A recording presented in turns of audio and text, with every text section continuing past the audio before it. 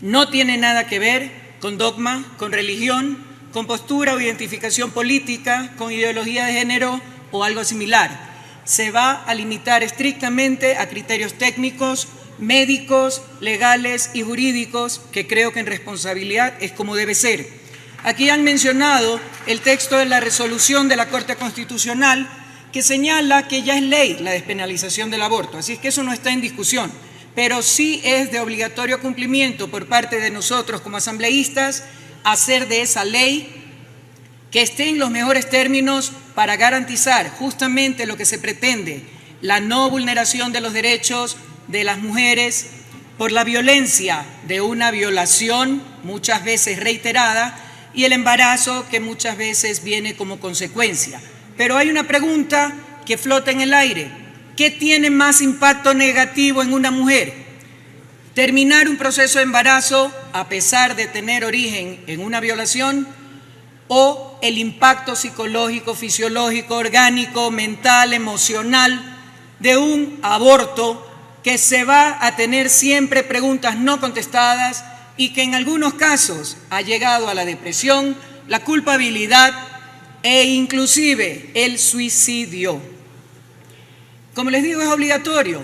Ya sabemos, lo han mencionado aquí, que hay 3 nudos críticos. Voy a obviar algunas partes de lo que iba a hablar porque ya lo han dicho y me voy a concentrar en lo más relevante. El proyecto de ley planteado por la Defensoría del Pueblo y recogido con aún peor redacción en el informe de la Comisión de Justicia de la Asamblea no solo atenta contra el derecho a la vida del ser humano por nacer, sino que desacata abiertamente la sentencia 34-19-IN-21 de la Corte.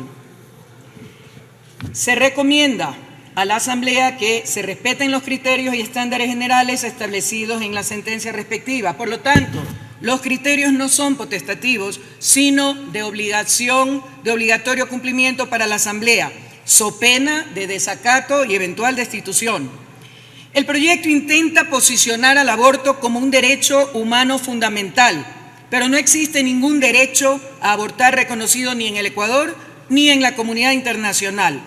Y la sentencia de la Corte lo expresa claramente, haciendo la única salvedad en que padecen discapacidad mental, que era el texto original del segundo causal que permitía la ley. El proyecto no fija ningún protocolo para determinar al menos algún indicio de violación. Y si concretamente la sentencia de la Corte señala que se hace la excepción solo en casos de violación, lo elemental desde el ámbito jurídico es demostrar que ha existido una violación para que se sustente entonces la práctica del pedido de terminación voluntaria del embarazo a través de un aborto. Por supuesto, tratando de no revictimizar innecesariamente a la mujer, a la niña, al adolescente, que ha pasado ya por un trance completamente amargo, desagradable, etc. La Corte señala denuncia penal, examen médico o declaración juramentada y dice que nosotros aquí tenemos que normar esto. Existe eliminar estos requisitos que exigió la Corte implica en la práctica encubrir al violador. El problema no es el embarazo, el problema es el delito que se conoce como violación tipificado respectivamente en el Código Orgánico Integral Penal. Encubrir al violador, que sería el gran beneficiado de esta normativa tal como está planteada. En caso de violación es demostrar la existencia de esta como sustento legal y jurídico antes de proceder al aborto, porque en la ley actual se está proponiendo la notificación por parte del personal médico tratante y dirigido hacia la Fiscalía. Pero ¿qué pasa? La Fiscalía, mientras investiga, concreta, comprueba o no, ya el aborto se realizó y ya es irreversible, más allá del resultado o la conclusión a la que llegue la Fiscalía en términos de que si hubo o no realmente una violación. Este tema que voy a abordar en este momento es gravísimo. Se pretende imponer y promocionar el aborto sin requisitos hasta el último día de embarazo. No hay límite de semanas y la temporalidad es uno de los 3 aspectos concretos que ha señalado la Corte Constitucional que debe ser resuelto aquí. Hoy me llegó un estudio del doctor Miller de la Oxford University de Estados Unidos, en el que a grosso modo señala lo siguiente: los abortos tardíos no son seguros. En Estados Unidos, las encuestas señalan que en el primer trimestre la tasa de mortalidad es inferior al 0.5% por cada 100.000 abortos. Esto aumenta a 1.7 a las 13 y 15 semanas, 3.4 entre las semanas 16 y 20 y 8.9 en las últimas 20 semanas. Por lo tanto, los abortos más allá de las 20 semanas tienen más del doble de la tasa de mortalidad, inclusive en los abortos practicados entre las 16 y 20 semanas. El aborto tardío es altamente peligroso. Después de los 5 meses está clasificado por definición como inseguro. Por lo tanto, los datos demuestran en conjunto que tanto en entornos seguros como inseguros, el aborto después de las 20 semanas tiene una alta tasa de mortalidad, significativamente más alta. Las estadísticas demuestran asimismo que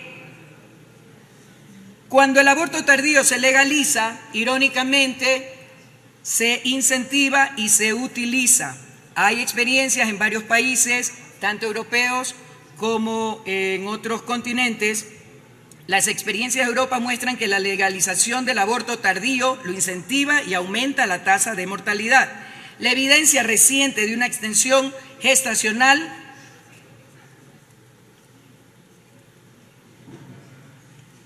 incentiva abortos tardíos peligrosos proviene de Nueva Zelanda, donde al extender el límite de 20 semanas hasta el nacimiento, se observó un aumento del 43% de los abortos más allá de las 20 semanas. Aquí hay algunos temas que es importante tomar en cuenta en esta parte tan sensible, la temporalidad. El aborto ilegal sigue siendo común incluso cuando el aborto está legalizado o extendido. Un artículo reciente del BMJ Global Health señala que a pesar de que el aborto se legalizó en India hace medio siglo, el aborto inseguro sigue siendo común y muchas mujeres todavía mueren a pesar del entorno legal propicio. Estos resultados también se muestran en las dificultades que persisten para eliminar el aborto inseguro, inclusive en países donde ya el procedimiento es legal. Ninguno de los países que han legalizado el aborto y han extendido, los pocos que lo han hecho a instancias tardías de gestación, han tenido efectos buenos. Ahora, ¿qué pasa con el bebé a partir de las 18 o 20 semanas? Prácticamente es el equivalente a un bebé nacido a término, es decir, ya está completo.